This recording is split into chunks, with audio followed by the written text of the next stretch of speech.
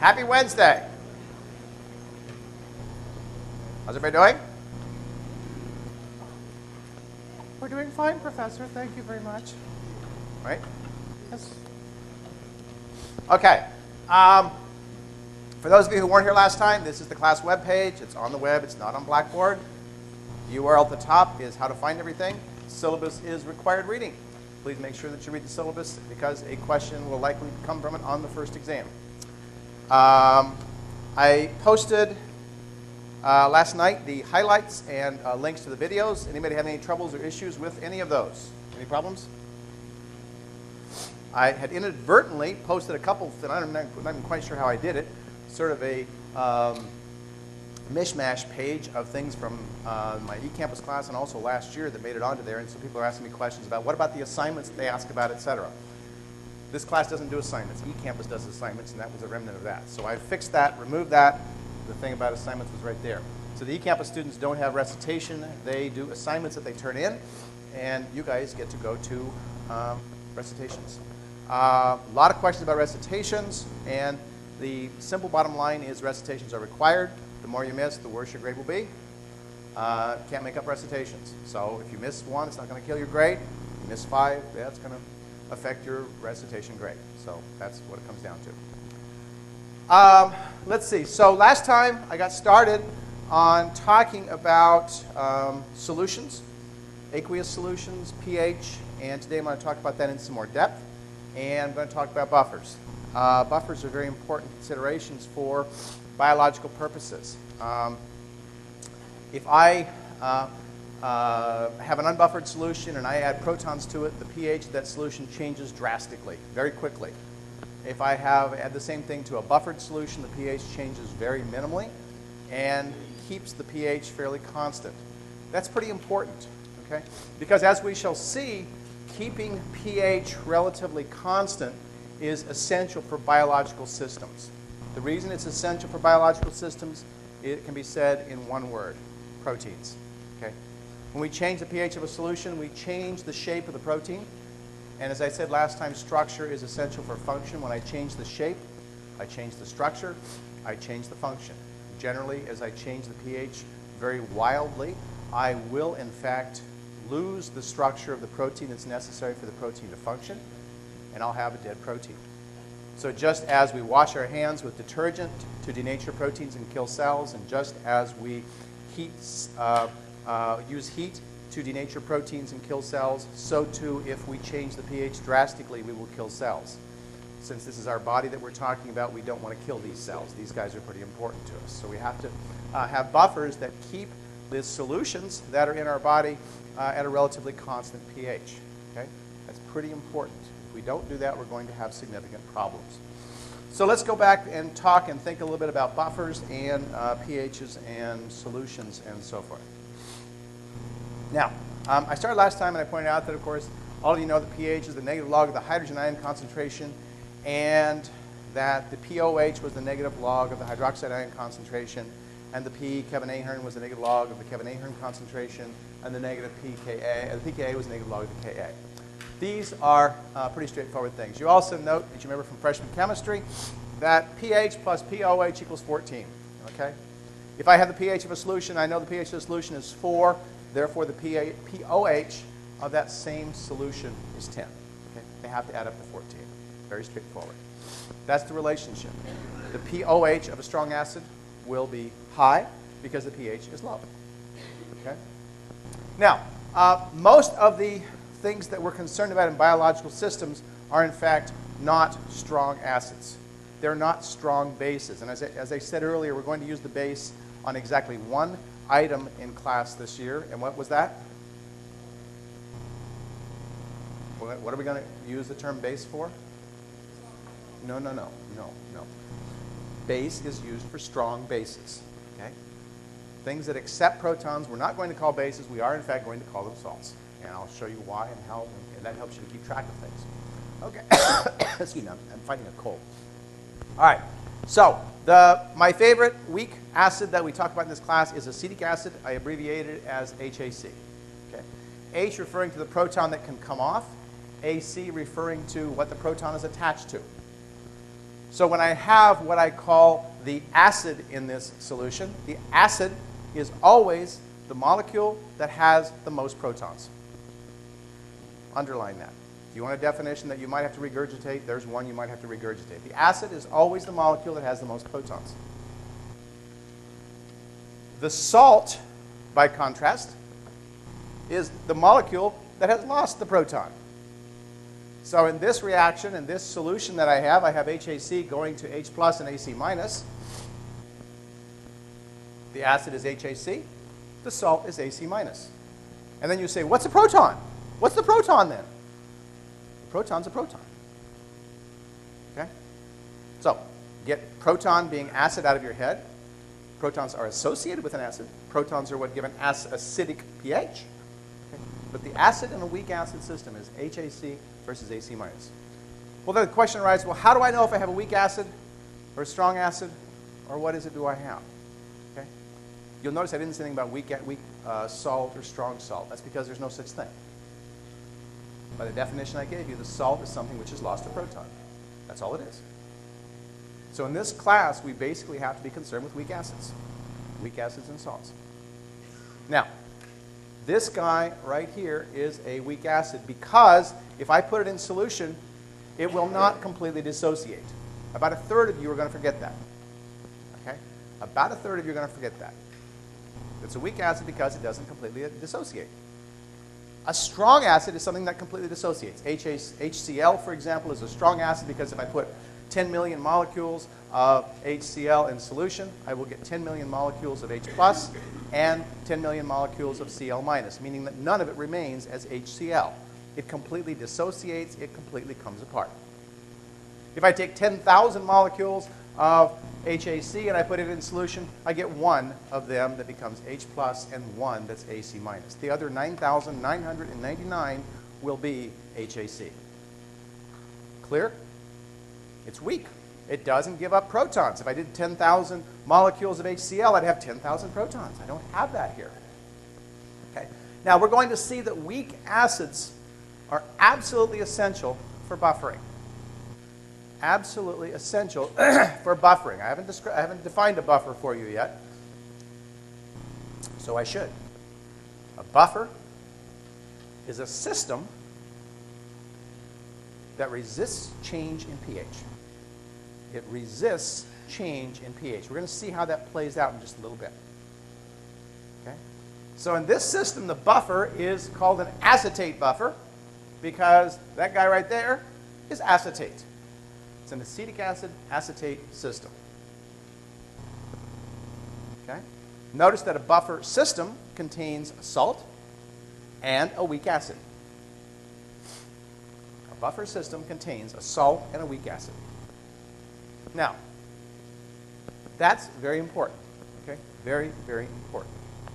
I'm going to describe to you what a buffer does and how a buffer works, and then we're going to talk about some math. All right? Now, I tell you what it does and how it does because understanding what I call practical chemistry makes a lot more sense than equation chemistry, which is what most of you learn. Practical chemistry explains what happens with buffers. We're going to hopefully understand that.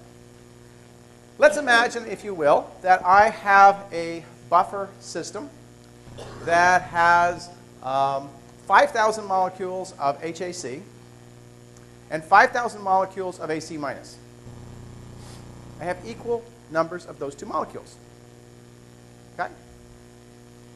Everybody's fine. We all like equality, right? This is fine and dandy. This is equality. Okay? Balance, checks and balances. We have equal numbers of those two. Equal salt and acid. Let's say that I add to that mixture 100 protons. Are those protons just going to sit there? What's going to happen? I see somebody shaking their head no. Everybody else is sitting there shaking their head going, what's he talking about? Maybe that was what you were shaking your head about as well. I don't know. Okay? What's going to happen to those protons? Here's where your equation chemistry helps you out. What does the equation tell you? What's that? They're going to combine with the salt, and they're going to make acid. Why are they going to do that? Why, if I put 100 protons in that mixture that I just described to you, is that going to happen? Why is the salt going to take up those protons? Anybody know? Yeah.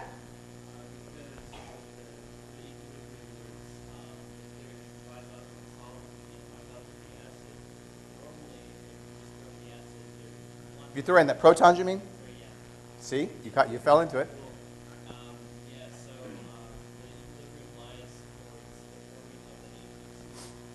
Why is my question? You tell me what's happening. I want to know why. At some level it does, but there's a simpler answer than that. It's a principle that you supposedly learned in chemistry. Le Chatelier's principle. What does Le Chatelier's principle tell us from chemistry? Stress one side goes to the other. It says that you have a system in equilibrium, and you upset that equilibrium, the system will try to reestablish that equilibrium. I dump in extra protons. If the system can do something with those protons, it will. Le Chatelier's principle tells us that. And Le Chatelier's principle tells us that AC minus, if it's available, is going to grab those protons. Everybody with me? At the end of that, how many molecules of HAC am I going to have, and how many molecules of AC minus am I going to have? Well, for every proton I put in, one AC minus gets converted into an HAC. So I start with 5,000 and 5,000. If I dump in 100, I'm going to have 5,100 of HAC, and I'm going to have 4,900 of AC minus. Right? Lost ACs, gained HACs. Everybody with me? Makes sense? Does that make intuitive sense?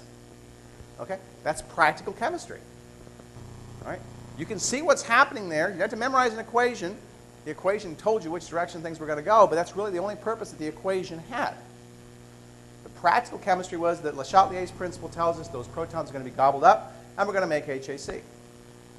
Let's think of another scenario. Let's say that I start with those 5,000 and 5,000, as I described before. And let's say I add 100 molecules of NaOH. What is going to happen? Now, many of you are going to look puzzled and go, I don't know. Okay? You're going to look puzzled because, again, you didn't get something out of freshman chemistry that you needed to. What you needed to get out of that was that you put OHs in there. They're going to look for protons to interact with, and they're going to make water, right? Okay, so I put 100 of those guys in there. They're going to gobble up protons, one by one by one. And you say, well, how many protons did you have to start with? I didn't give you that. I gave you HAC and AC minus. But if I put in 100 molecules of OH, those 100 molecules of OH are going to remove 100 protons. They're going to make 100 waters. What's going to happen to HAC and AC minus? What does Le Chatelier's principle tell us? Le Chatelier's principle tells us that if I remove protons, the system is going to try to make up that difference. Where are the protons going to come from? HAC, right? Okay? So, if I add 100 molecules of OH minus to this mixture, I'm going to make 100 molecules of water. I'm going to lose 100 protons, and as a consequence, I'm going to lose 100 HACs, and I'm going to make 100 more AC minuses. So at the end of that process, I will have 5,100 molecules of AC minus and 4,900 molecules of HAC. Everybody follow me? Notice we didn't count protons. We haven't counted protons at all. We don't know how many protons are in that solution. We don't know. Okay? You said, but you started with, don't you have the same number of these as you have of these? Don't you have 5,000 protons in there? What do you think? Oh, now you're puzzled. Okay? Pop quiz first day, right? Second day. The answer is you don't know how many protons are in there. Those protons that are in there are influenced by other things in the solution. Okay? To find the number of protons in that solution, we actually have to calculate it. There's not 5,000 protons in there to start. You know that because I already told you if I took 10,000 of them in there and I just put in water and I didn't do anything else, notice I said that, I would have one of them come off. So to have 5,000 AC minuses, I had to do something to get to that point. With me? If you're not, say so. Nobody's going to be brave. Okay? All right. So I will assume that you all have that. I should give you the pop quiz now because you'll make 100%, right? No. Is he joking about pop quiz or what? He really wouldn't give a pop quiz, right? I did this one time in my BB350 class, and my BB350 class a little bit smaller. And so I said, okay, oh, well, so are there any questions? There were no questions. I said, well, great, that means you understand it. They all smiled. I said, okay, here's your pop quiz. After that, whenever I said, were there any questions, I got questions all the time, you know? We don't want one of those pop quizzes, man. Okay? All right, I'm not going to pull that here. I know that some of you are going to be reluctant to ask me a question. And it's fine to come and ask me a question after. There's a very brave soul. One question coming from the gallery here. Yes, ma'am. So you said you started out with 5,000 molecules of HAC and 5,000 molecules of AC. Yep. And you said you add 100 molecules of OH minus. Yes. Okay. So the OH. That's correct. The OH. So if I start with 5,000, 5,000, and I add 1,000, I add 500. I'm sorry, 100 OH minuses. It's going to remove 100 protons. That's correct. Okay. All right. Now I'll show you in a little bit how I got to that 5,000, 5,000. So as I said, I had to do something. I didn't just put it in water because if I put it in water, I get one coming off. The bottom line was I told you that I had 5,000 and 5,000. Okay. Well, let's not get too obsessed with this focus for the moment. What I want you to understand is we don't know how many protons are in that solution because something has happened to that solution to get it to 5,000 and 5,000. If I want to know the concentration of protons in that solution, I'm going to have to calculate it. And that is where we run into an equation whose name you're going to hear a lot about this term, and that equation is the Henderson-Hasselbalch Equation. Okay? Remember I said you won't have to memorize any equations. I will give them to you on the exam, and I will give you the Henderson-Hasselbalch Equation, although I will say it enough times that you probably will get sick of hearing it. The Henderson-Hasselbalch Equation says the following. It says that the pH of a solution is equal to the pKa of the system, I'll describe that in a second, plus the log of the salt over the acid. I'll repeat that. It's actually right. It's shown. Where is it there? It's further down.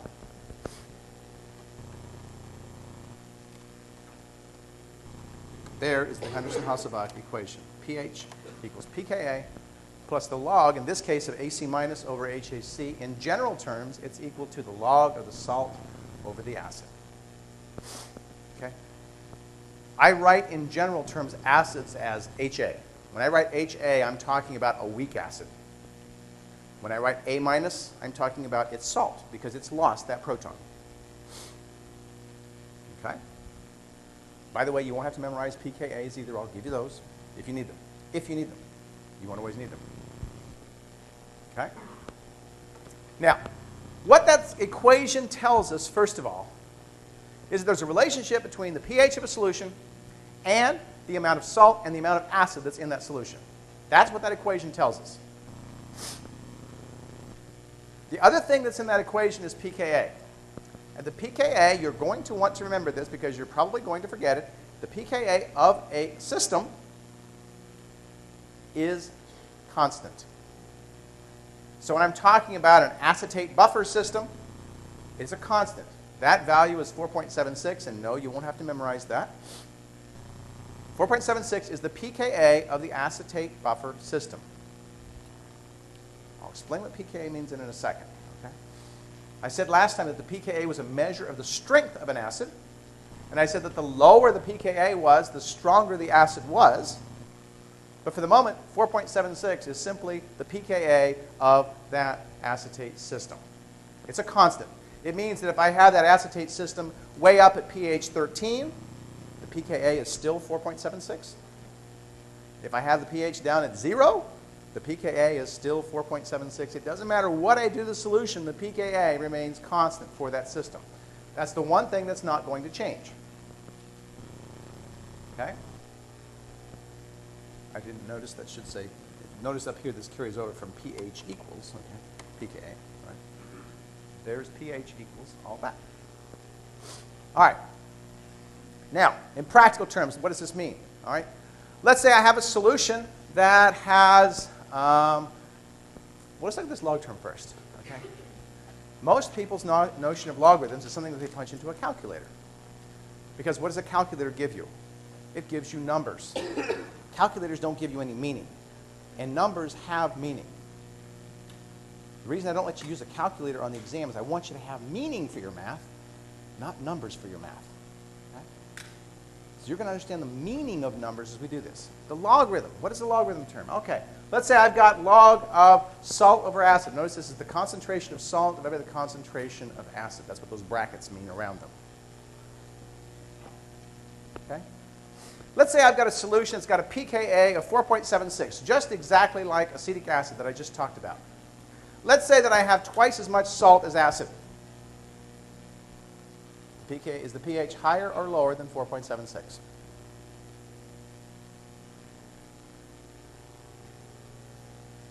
How would I determine that? You say, I punch it in a calculator. Right? But you're not going to let me use a calculator. Okay? This is where practical knowledge about logarithms makes a lot of sense. What's the log of 1? 0. What's the log of a number greater than 1? Positive. Right? What's the log of a number less than 1? Negative. So if I have twice as much salt as acid, what's the log term going to be, positive or negative? Is the pH going to be higher or lower than the pKa? Higher. Practical mathematics. You didn't use a calculator to figure that out. Not bad. You can work 95% of my problems exactly that way. Exactly that way. Okay? pH is lower than the pKa. What can you say about the relative amounts of salt and acid? There's more acid than there is salt, right? Bingo. Practical mathematics makes a lot of sense. Okay? Now, that's what the equation means. Okay? Now, what is the pKa? All right? I haven't told you what the pKa is, so let's think about what the pKa is. So far, I've told you the pKa is a constant. Okay? The pKa is measured as a pH. It's measured as a pH. What does that mean? Okay? Let's go back to my favorite solution. That's that solution of acetic acid that has 5,000 molecules of salt and 5,000 molecules of HAC. Okay? What's the pH of that solution? It's 4.76. How do I know that? The log term is 0. When those two are equal, that number is equal to 1. The log of 1, you've already told me, is 0. So 4.76 equals 4.76 plus 0, right? Nobody would disagree with that. The pKa of a system is the pH at which salt equals acid. If I have 5,001 molecules of salt and I have 4,999 molecules of acid, am I at the pKa? Nope. Am I close? Yep. Okay? Makes sense? Questions on that? I'm going a little fast. Do you like practical mathematics? Oh, there's the thumb up. Okay, that's good. No questions at all? Maybe I should give the pop quiz. Yeah.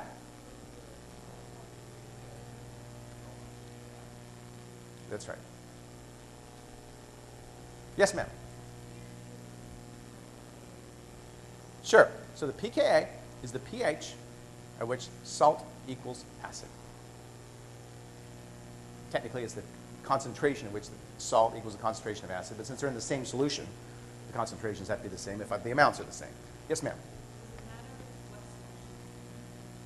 It's in a solution of water. All solutions that we will be working in are solutions of water. All biological solutions are aqueous. So yes, it does matter what solution it's in, but everything we work with is aqueous, so it becomes a default solution. Other questions? Good questions. I don't bite. I promise. At least I've had my shots if I do. Yes? That's right. Nope. It's just an easy example, and it's one whose pKa I happen to have burned into my brain. So, but beyond that, no. There's nothing other than that. Okay. Well, let's think about this buffer. All right. So buffers are important. I hope I've convinced you of that. Let's think about what happens in a buffer solution. Everybody in here took freshman chemistry, and everybody in freshman chemistry lab undoubtedly had to do a titration, right? All right. Did you guys love titrations? Were they fun? No, they're a pain in the butt, okay? They're supposed to teach you something, and for the most part, I think they actually do teach you something. But you got to do a drop, and you got to check the pH, and you got to make sure it's stirred, and you do another drop, and you get to that point where you see that virtually nothing is happening, and oh my God, it's sunny outside, and I want to go out and play, and I don't want to do this titration, right? Am I feeling your pain here? Okay. I've been there. I've done that. Okay. Graphically, I like to think about, before I show you graphically, I like to think about what's happening in that solution. Let's imagine that I have my magical mix of 5,000 and 5,000. 5,000 molecules of salt, 5,000 molecules of acid. And I decide to add to it 6,000 molecules of proton. 6,000 protons, that's a molecule, but 6,000 protons. What's going to happen? There's a problem in your book that actually goes through and does this. Okay? What's going to happen if I add more than I have capacity to hold? What's that? You're going to have free protons. All right? Those first 5,000 are going to go on to the 5,000 available AC minuses to make 5,000 more HACs, which is going to give me a total of 10,000 HACs. But now what happens? I have no capacity to absorb more protons, right? That means, therefore, I have exceeded the buffering capacity. When I exceed the buffering capacity, it's essentially the same thing as if I have no buffer at all. Okay? Those 10,000 molecules of protons are just going to cause the pH to go boing. Actually, boing, going down if it's protons, or going up if it's OH minus. Get my directions right here. You can go back and tell your friends that your biochemistry professor doesn't know up from down. Okay? He just demonstrated it on camera. Okay. Now, let's think about what happens in a buffering solution. Let's say, how do we visualize a buffer? Well, I said a buffer is something that resists change in pH. And what I hope I've just planted in your head is that there's a range of pHs over which the buffer is going to work. And it's going to work fairly well. If I get outside that range, if I exceed the buffering capacity, what's going to happen? When I add more protons, the pH is going to drop precipitously. If I add extra OHs, it's going to rise precipitously. So there's going to be a buffering range over which this buffer is going to resist changes in pH. Everybody got that? Let's look at a graphical representation of that. Oh, that wasn't a graphical representation of that. Where did I put my graphical representation?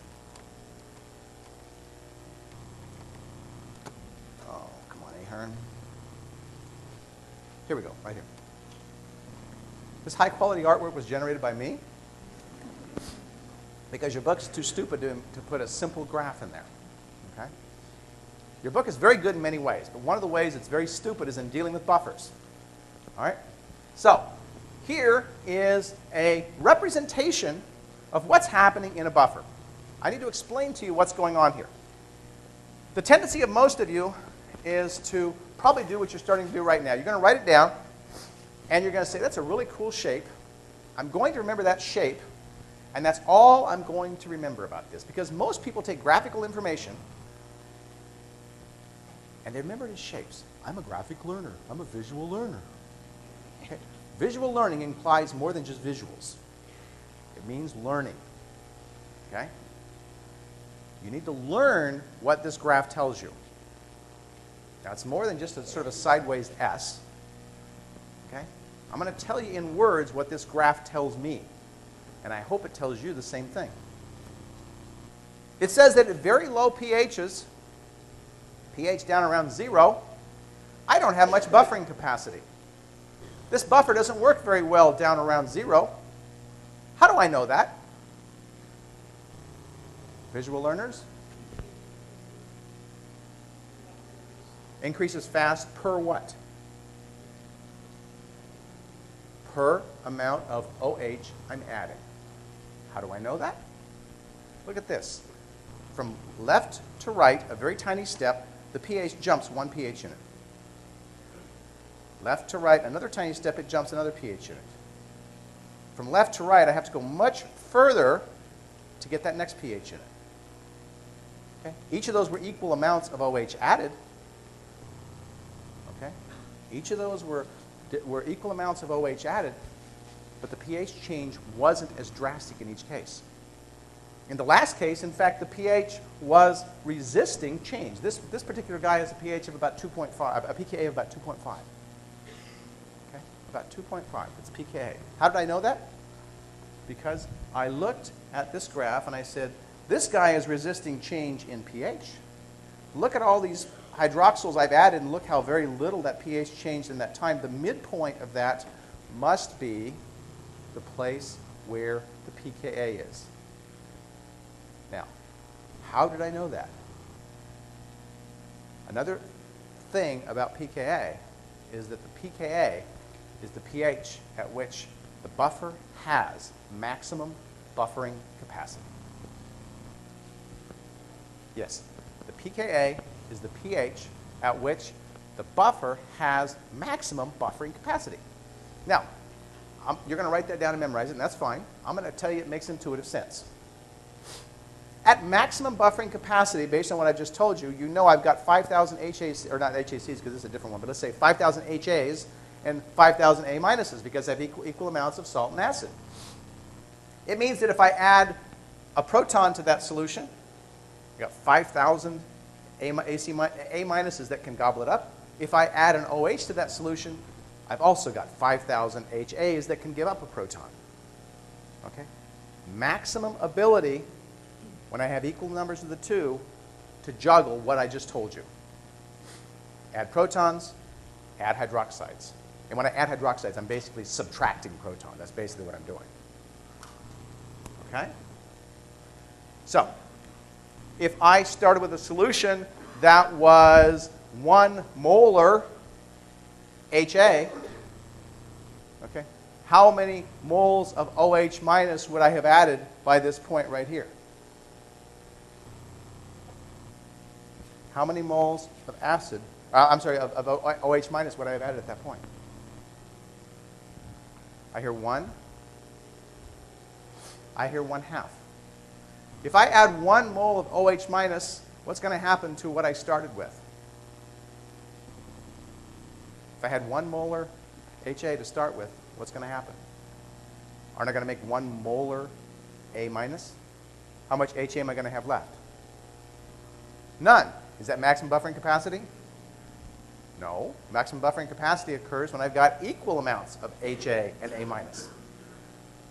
So if I start with 1 molar HA down here, the midpoint better be when I've lost half of those molecules as protons. I end up with half of the solution having HA and half of the solution having A minus. This is where I would have added 0.5 molar OH minus. Make sense?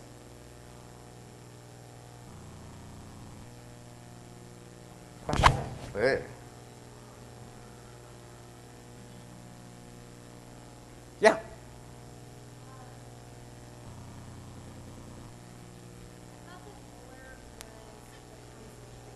It is.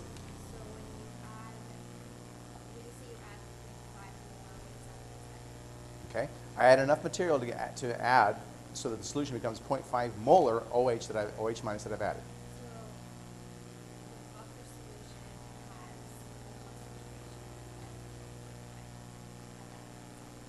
So at that point, the buffer, the buffer system. When I say a buffer okay, it's a good question. When I say buffer means salt plus acid. Buffer means salt plus acid. Okay. So I still have 1 molar buffer, but I have 0.5 molar HA, which is acid, and 0.5 molar A minus, which is salt. Make sense? So that's what I'm saying. At this midpoint, I have 0.5 molar HA and 0.5 molar A minus. I still have a 1 molar buffer. I haven't added any more buffering component to it. I've only changed HA into HA and HA and A minus. Make sense? Yeah, back there.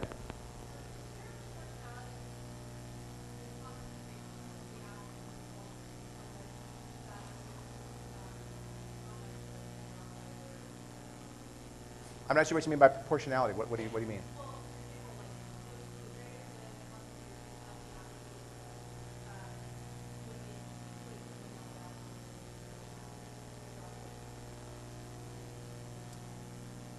I'm not. Okay, I'll talk to you later, Sarah. I'm not sure I understand your question. Yeah.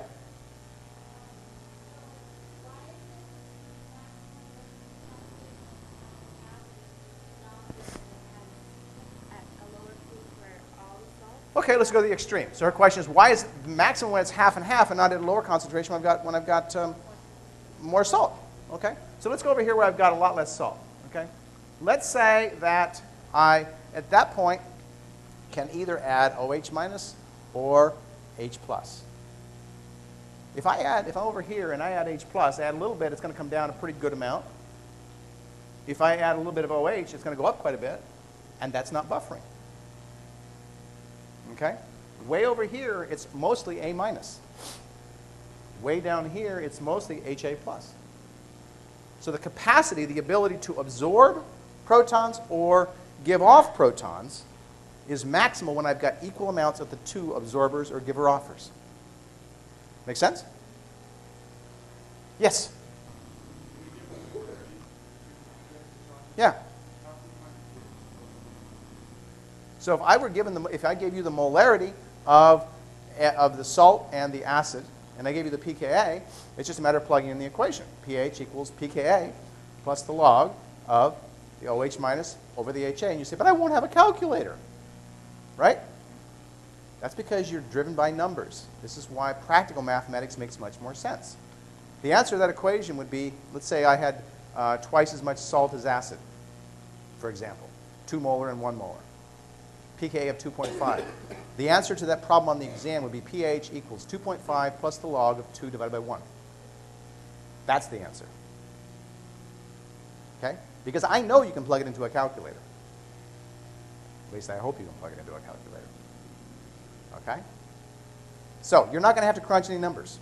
There will be no number crunching on the exam. That's how you would solve that problem. What if I gave you the pH? I said a pH of a solution is 3.2, and I've got 0.5 molar salt, and I've got 0.2 molar acid. How would I find the pKa? What's that? I have a pH. I have a solution it's an unknown buffer. pH of 3.2.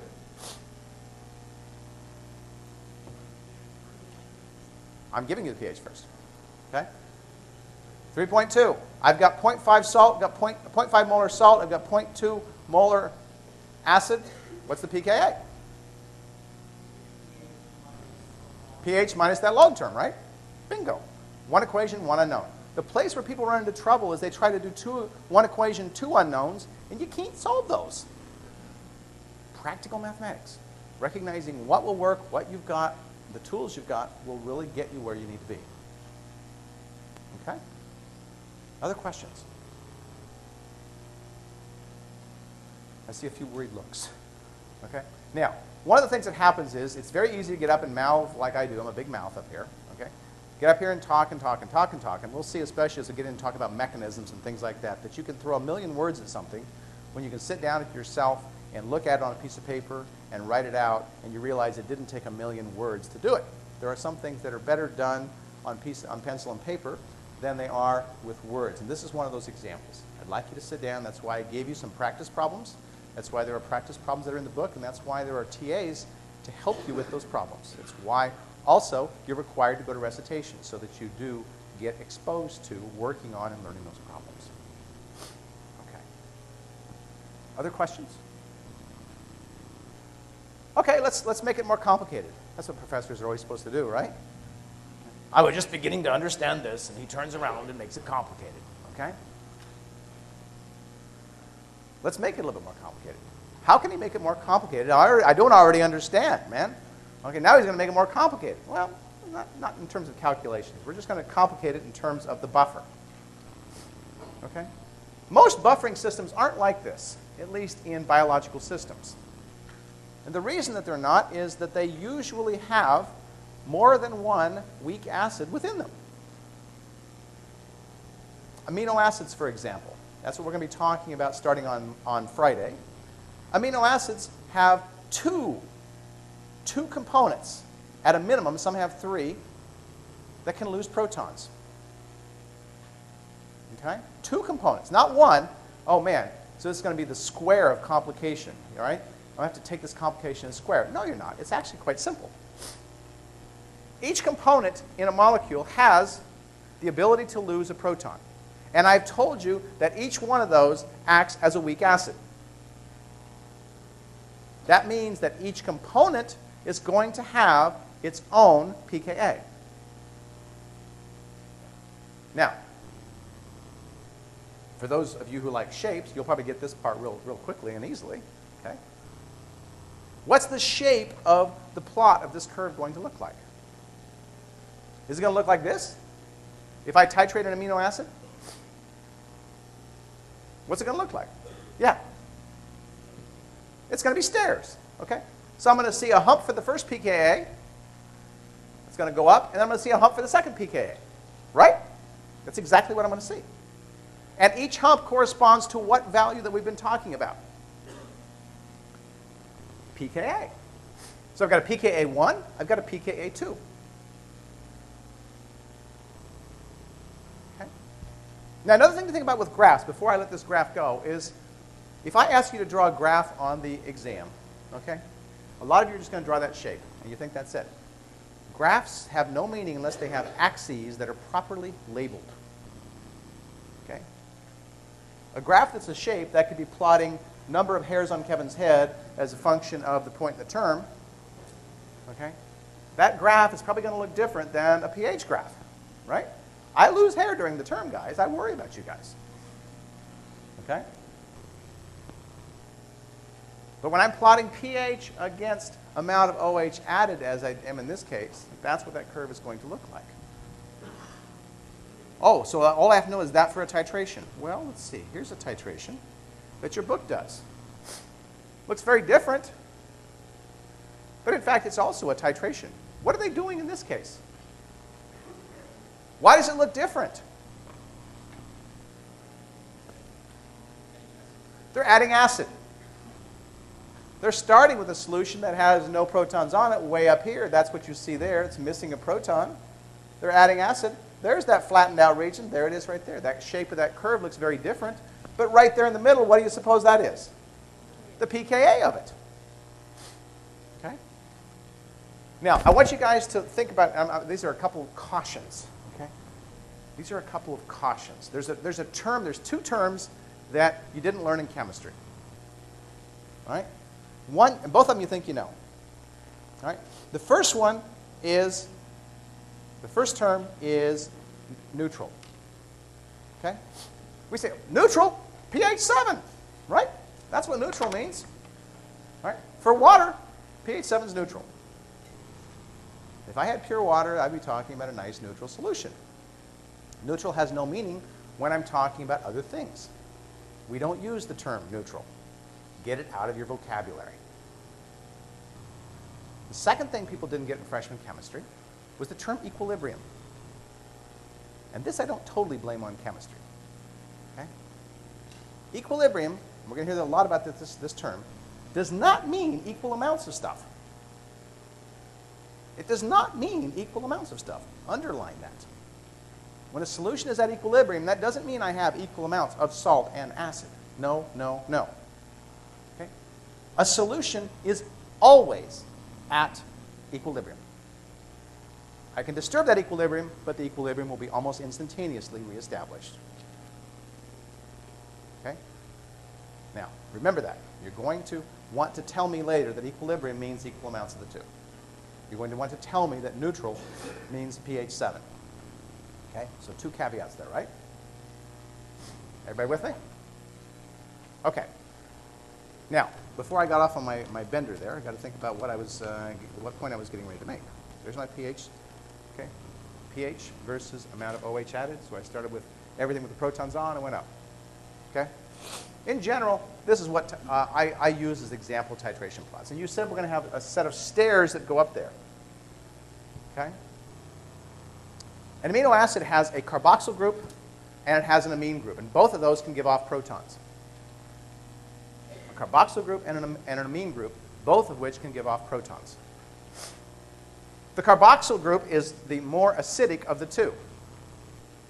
When I say that it is more acidic, in practical terms, what does that mean? What's that?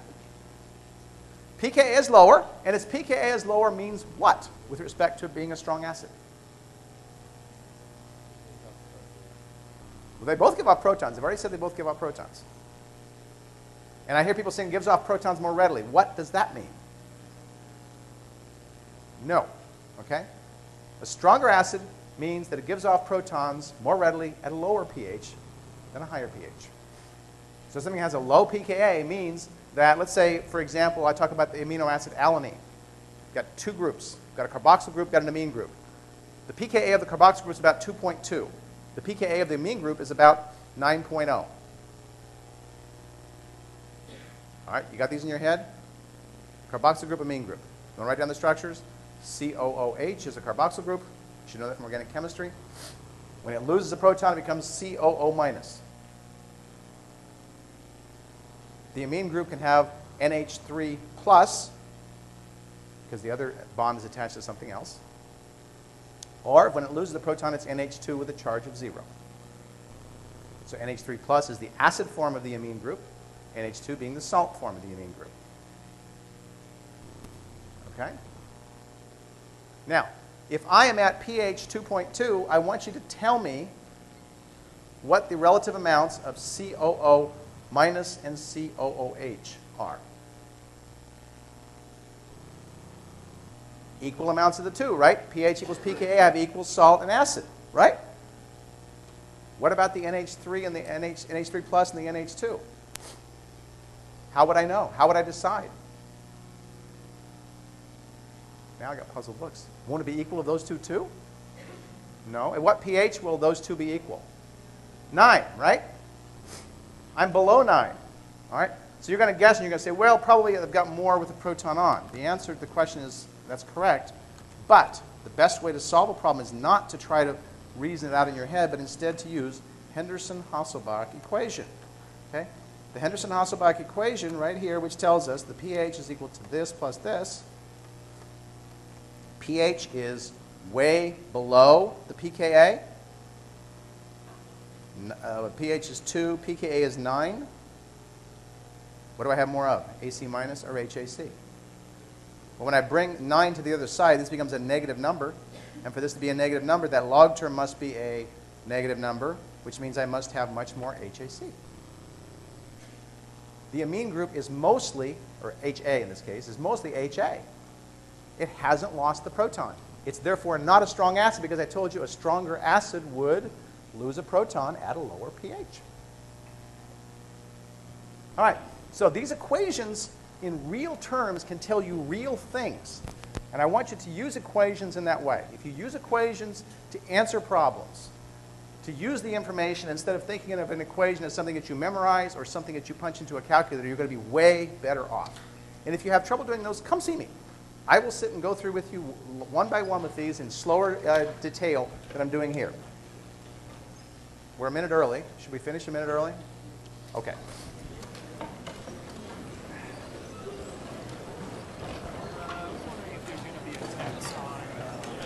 There is a text. It's over at the library. They're waiting to put it out. Okay, so yeah, definitely. You bet. Can I confirm a note that I just wrote down? Sure. Come on. Okay. I wrote a stronger acid gives off protons more rapidly at a lower pH. That's correct. Okay. Great. Thank you. You bet. Sorry, I didn't. Sarah, how you doing? Good. How are you? Good. Good to have you in the class. Thank you. I didn't. Turn off my microphone so I don't broadcast anybody here. I didn't word that question very well. What Okay. I was trying to ask you is if you are dealing with a larger buffer system by the amount of concentration of the acids and the salts. If Uh-huh. you have versus like we were talking about, we're using the example of 5,000 and 5,000. If you took that and compared to 20,000 and 20,000 of each, would you see a longer plateau? Oh, I see. Good question. In fact, you actually Or is would. it- You okay. would. Okay. Okay. So what you've done is you've increased the buffering capacity. Yeah. You got more things that can gobble up. Because So so the more. that's yeah, correct. Okay, So what if you add- said is correct. Okay. Okay. All right, thank you. You bet, Sarah. Good to see you. Hi. Question. So we did this example where you have the ACH, or and you add the OH minus. What if you if to add the MAO? Would it? I'm sorry. Say it again now. So we have this where the HAC. Those two are equal. Where those are equal, and then we add in the OH minus. OH Yeah. minus. That's Okay. how we get the OH minus. Okay. Because when I put that in okay. solution, it completely dissociates. Yeah. So where does this? What happens with the sodium? Just sits there and doesn't do anything. It doesn't. Looks beautiful. Okay. I just wanted to Okay. check. I just want to double check. That was a negative sign from the pH equal to the pKa plus the log of the salt divided by the acid. No, it's not a negative sign. It's pH equals Okay. pKa. That was a dash, so it's not a Okay, I negative just sign. want to make sure. Yeah, thanks for. I'll try to point that out next time. Hi. This schedule is off. So like October 1st is a Thursday. Oh, you're right. It is. Oh. Yeah. Oh. So I think all the dates are off. So I don't know if it's just. I've really back got one no. day. It is off a day. Thanks for pointing that out. I Okay. didn't.